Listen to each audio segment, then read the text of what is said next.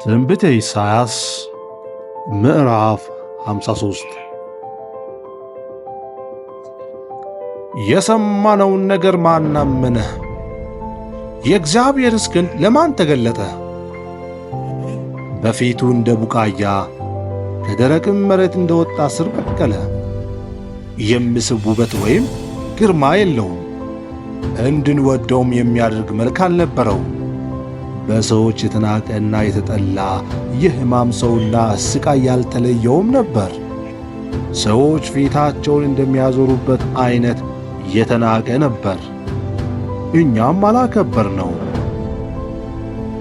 በእርግጥ እርሱ ደዌያችንን ወሰደ፣ ሕመማችንንም ተሸከመ። እኛ ግን በእግዚአብሔር እንደ ተመታ፣ እንደ ተቀሰፈ፣ እንደ ተሰቃየም ቈጠርነው።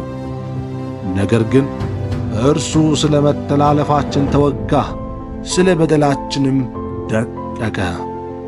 በእርሱ ላይ የወደቀውን ቅጣት ለእኛ ሰላም አመጣልን፣ በእርሱም ቁስል እኛ ተፈወስን።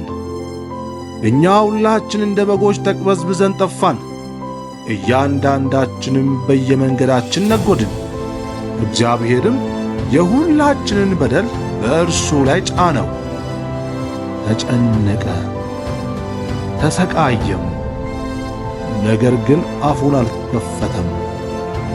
እንደ ጠቦትም ለእርድ ተነዳ፣ በሸላቾች ፊት ዝም እንደሚል በግ አፉን አልከፈተም። በማስጨነቅና በፍርድ ተወሰደ። ስለ ሕዝቤ ኀጢአት ተመትቶ ከሕያዋን ምድር እንደ ተወገደ ከትውልዱ ማን አስተዋለ? በአፉ ተንኰል ሳይገኝበት ምንም ወንጀል ሳይሠራ አሟሟቱ ከክፉዎች መቃብሩም ከባለጠጎች ጋር ሆነ።